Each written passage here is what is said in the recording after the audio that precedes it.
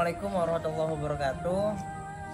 Selamat datang di podcast pertama dengan Gus Han Mubarok dari Pondok Pesantren Jariatul Islamiyah. Masya Allah. Kebetulan alumni Pondok Pesantren Tafiqiyah. Alhamdulillah. Masih di aku alumni alhamdulillah. Wah, alhamdulillah pasti di aku Gus. Tahun 2015 ya?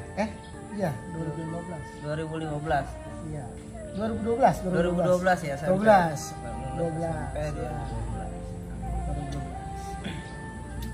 Sehat Gus? Sehat ya, sehat. Aktivitas apa sekarang Gus? Sekarang sih kita terlalu banyak aktivitas jadi nggak gitu. Baik. Makanya itu disebut nggak ada aktivitas juga sih. Pengangguran banyak acara ya. Iya, pengangguran banyak acara kita. Beda kayak Kiai ini. Bingung sih tiap hari juga ngapain. Tapi fokusnya apa sekarang Mas? Kalau sekarang sih kita ya ngurus pondok pesantren aja sih. Ya, belajar lah, belajar. Karena kalau dikata kiai saya belum punya yang namanya ilmu luar biasa seperti kiai itu. Nah kalau menurut Gus tuh kiai itu emang mengaku dirinya kiai apa emang diakui orang? Nah sekarang kan gini banyak. Gimana? Sekarang gini banyak yang mengklaim dirinya kiai, mengklaim dirinya habaib, bahkan mengklaim dirinya ustadz gitu ya kan, saya ustadz. Padahal gelar nama kiai itu kan lakob dari masyarakat, satu pengakuan dari masyarakat. Karena apa? Masyarakat memandang dirinya itu kan punya ilmu, wajar disebut kiai gitu kan. Jadi julukan kiai itu ya dari masyarakat, bukan dari dirinya. Kebanyakan orang sekarang yang di viral medsos gitu kan, banyak kiai mengklaim dirinya kiai, padahal yang sekelas kiai besar aja tidak pernah mengakui dirinya kiai. Itu tuh yang sangat disayangkan ya kalau bahasanya gitu ya. Berarti kiai sesungguhnya adalah menurut Gus kiai yang emang diakui, mengakui. Dari sanad ilmunya, dari sanad gurunya, itu kan diakui, bukan mengakui sendiri. Nah, tapi sekarang banyak juga tuh Bos, kiai yang awalnya mengakui dirinya kiai dan akhirnya diakui oleh yang lain. Gimana tuh Bos? Gimana pandangannya? Kalau memang kadang gini ya, dilihat dari sisi masyarakat awam. Dilihat dari sisi masyarakat awam kan, karena awamnya masyarakat itu tidak tahu kiai prosesnya seperti apa, belajarnya di mana, ya kan? Tiba-tiba ujuk-ujuk jadi kiai, mengklaim dirinya kiai dan membuat percaya masyarakat bahwa saya kiai, gitu kan ya, bahwa saya kiai, saya punya ilmu, padahal modalnya bukan dari pondok pesantren, bukan dari kiai lagi ke kiai lagi gitu tuh. Gak ada sanadnya Gus ya? Gak ada sanadnya. Nah saya rasa yang namanya mengklaim kiai itu jahilun itu orang yang benar-benar bodoh, dalam arti ibaratnya gini, sepanen-panennya padi kan nggak mungkin menjegrek aja. Apa sih bahasa menjegrek ya? Bahasanya tuh berdiri tegak aja gitu kan ya. Nah iya kan, semakin banyak ilmu kan semakin nunduk biasanya gitu. Itu yang kayak gitu. Kiai benar-benar sanadnya ada, keilmuannya ada, dan ya walau alam sekarang kenapa sih banyak fenomena gitu kan, fenomena soal munculnya kiai geledegan gitu. Kiai tiba-tiba mengakui jadi kiai, kita nggak tahu prosesnya gimana, dan ujung-ujungnya kan memberikan ilmu yang tidak sesuai sanad yang kita inginkan. Dalam arti aliran kita kan Ahlussunnah wal Jamaah, ya kan? Dan ternyata mereka bukan Ahlussunnah wal Jamaah. Masyarakat awam iya aja dong. Gitu. Nah terus gimana nih Gus pengklasifikasian kiai ustadz ya? Kita dua aja nih, kiai dengan ustadz aja ya. Karena kan orang awam tuh yang saya tahu ya Gus ya, yang saya tahu kalau misalkan dia bisa punya dalil, kalau misalkan dia agak sedikit lebih tahu lah daripada orang awam itu tentang agama, bisa disebut ustaz. Nah maksudnya ini kan yang tadi dibahas tentang kiai itu yang dianggap kiai, bukan yang menganggap kiai. Nah yang bisa menganggap kalau emang kiai itu memang kiai sih satu. Nah yang kedua, emang orang awam nih biar bisa ngebedain ini kiai mana sih yang emang bener-bener beliau itu kiai atau emang cuma sekedar ilmunya cetek cuman omongnya gede. Mungkin gitu bahasanya. Benar. Nah karena saya juga pernah dengar dari guru saya, sekarang itu rata-rata kiai itu pendongeng. Dia tahu A B C D cuman hanya sekedar tahu, nggak pernah apa namanya ya, menjalankan atau bahkan merasakan langsung, mengalami langsung gitu. Ya, Jadi apa tuh, gimana sih biar orang awamnya tahu mana sih yang harus jadi panutan kiainya, mana sih yang emang oh ini mah cuma sekedar buat jadi bahasan aja. Gitu.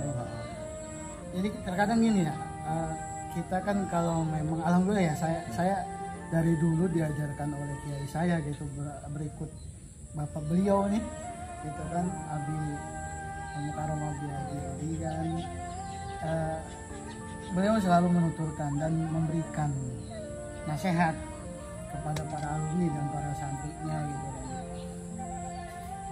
Kita nih harus tahu guru kita siapa, ilmunya dari mana. Kalau memang sanadnya juga harus perlu tahu. Agar supaya apa? Supaya santri ini dituntun ke jalan ihdinas siratal mustaqim itu. Bukan ghairil maghdubi alaihim waladdallin. Itu bukan ke jalan yang memang sesat. Bukan. Santri kan perlu ilmu.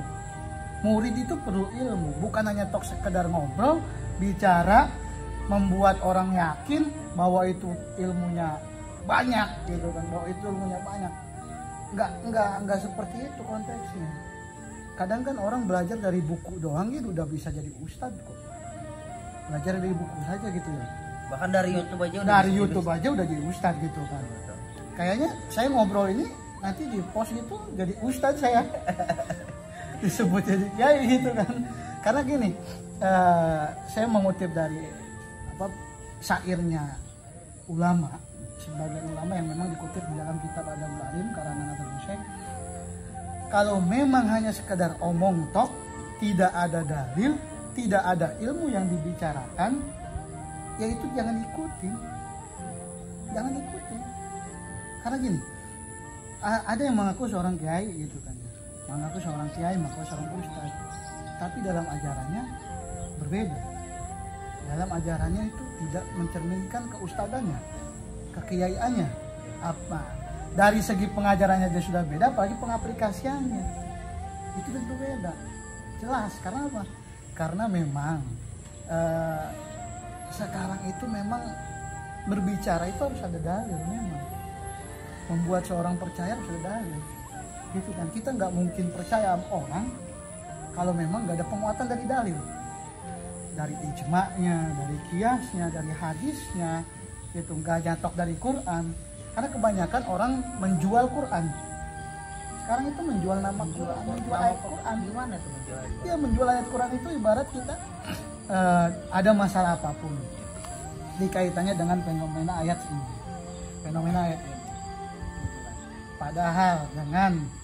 Padahal kan kita nggak tok dengan seukur hanya pandangan dengan ayat, tapi kita juga harus berpadu dengan hadisnya.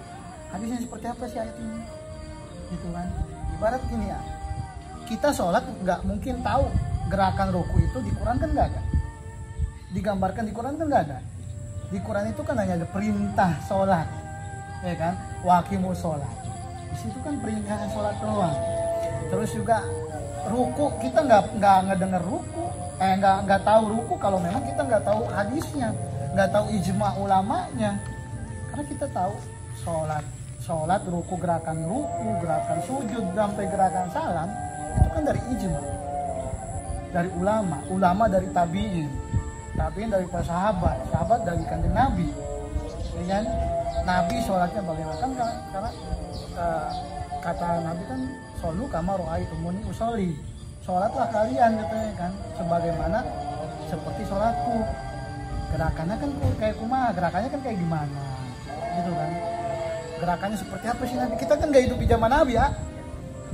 kita yang nggak hidup di zaman Nabi jauh banget, hidup zaman Nabi itu jauh banget.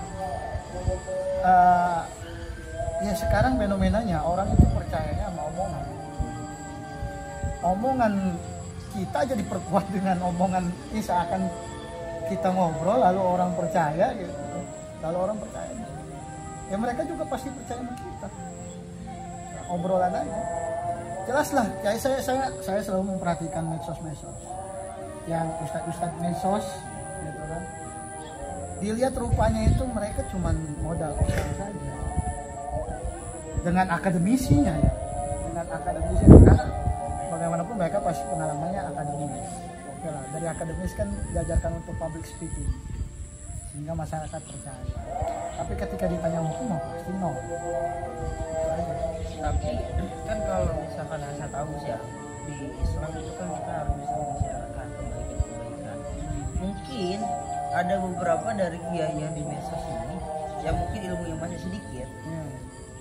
Beliau-beliau itu cuman pengen mensiarkan kebaikan, tapi ditanggapi oleh yang awam adalah itu sebuah instruksi gitu. Jadi sebuah keharusan. Itu gimana tuh guys menyikapi itu? Karena menurut saya, kalau saya kan menengahi Gus ya, bagaimana menyikapi A, bagaimana menyikapi B.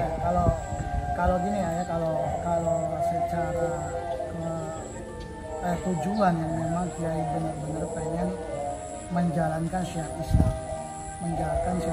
ya kita harus tahu juga syiar Islam yang seperti apa yang mereka bawa itu tuh. Kalau memang dari segi dakwah, ya dakwanya harus rahmatan lil alamin, dakwanya yang memang harus sejuk, adem, tidak ada unsur provokator, tidak ada unsur membenci atau memaki. Itu dakwah itu kan menghitamkan yang putih, ya kan? Bukan yang putih jadi putih, itu dakwah. Kalau udah putih mah ngapain harus jadi putih lagi? Nah itu, ini kan konsep kita kan, dakwah itu kan yang memang orang yang tadinya terjerumus dari aliran-aliran yang seperti Syiah segala macam itu kan kita perbaiki. Nah pertanyaannya itu harus dakwahnya seperti apa? Kalau memang tujuannya untuk dakwah syiar Islam, ini dakwahnya rahmatan lil alamin atau tidak gitu loh. Kalau ibarat kiai-kiai sepuh kita gitu, dengan gaya bahasa mereka apakah ada unsur dari kutipan-kutipan ulama, apakah ada unsur dari kalam-kalam ulama, ijma'nya ada, kiasnya aja yang seperti yang dijelaskan itu ya seperti itu. Jadi pertanyaannya itu dakwanya berapa? Kalau memang terus dari segi dakwah, syiar dakwah, terus dari segi mengajarkan keilmuannya, ya kan? Karena banyak fenomena sekarang yang pimpinan kiai yang seperti sekarang banyak diberitakan itu kan sudah tidak sejalan lagi dengan arahan kiai-kiai sepuh kita gitu. Makanya banyak ada yang kiai yang benar-benar Ahlussunnah wal Jamaah, ada yang mengklaim dirinya juga Ahlussunnah wal Jamaah, ada. Nah makanya sebaiknya kalau memang kita menjadi kiai gitu, ya kan? Ambillah sanad dari guru-gurunya, sanad guru siapa, bukan dari sekedar tok dari YouTube, bukan sekedar tok dari buku. Karena bagaimanapun keilmuan yang tidak ada gurunya itu ibaratnya gurunya setan, nggak ada gurunya. Lu belajar, ente belajar tanpa ada guru, bisa lu lagi belajar bahasa. Oh, bagus. Ya, santai ya. Jadi saya baca buku bisa, menerapkan juga bisa. Oh dia kata buku ini gitu kan, dijelaskan seperti ini gitu. Bisa. kita aplikasikan dengan cara yang kita dapat tadi gitu kan, di masyarakat yang awam bisa. Tapi ketika masyarakat tanya ini sanadnya dari mana, gurunya dari mana, bahkan kan pernah ada yang mengklaim bahwa ya kita kan mau masuk Maulid nih, mau masuk Rajab juga, mau masuk Isra Mi'raj ya kan, banyak yang mengklaim Isra Mi'raj itu bid'ah. Banyak yang mengklaim juga katanya ada satu ustadz gitu kan yang viral yang pernah itu lahirnya Nabi aja sesat katanya gitu, pernah ada.